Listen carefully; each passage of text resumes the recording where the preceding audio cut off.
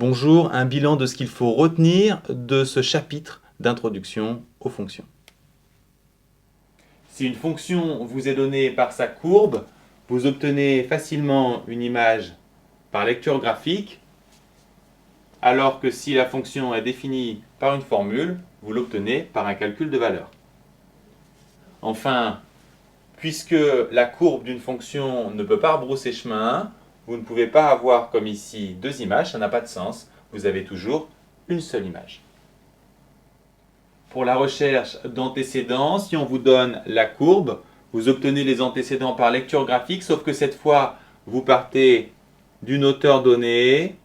Ici, on a deux antécédents, mais on peut également en avoir un ou aucun, si on est par exemple en dessous de la courbe ici.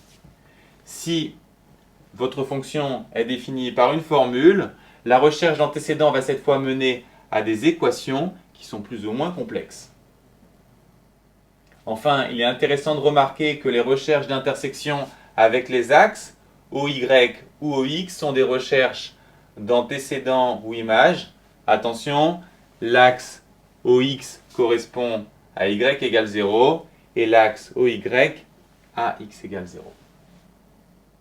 Si vous avez une courbe, l'ensemble de définitions s'obtient par lecture graphique. Ici, c'est cet intervalle. Si vous avez une formule, il faudra faire attention aux valeurs interdites. Si on vous interroge maintenant sur une inégalité, avec la courbe, vous allez raisonner comme pour la recherche d'antécédents et vous allez trouver un intervalle. Par contre, si vous avez une formule, les choses seront beaucoup plus compliquées. Vous allez tomber sur une inéquation et vous allez apprendre à les résoudre au fur et à mesure de l'année.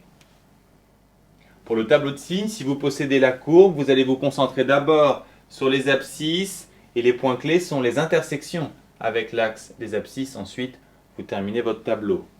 Si votre fonction est définie par une formule, chercher son signe, c'est chercher quand elle est positive, au-dessus de 0. Vous allez d'abord devoir résoudre une inéquation et ça sera plus ou moins délicat.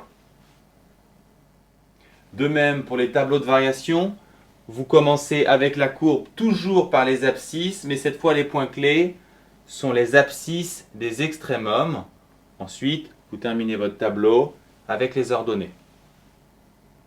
Enfin, si vous avez une formule, pour le tableau de variation, vous ne pourrez répondre que dans les cas simples. Vous verrez la méthode générale en première.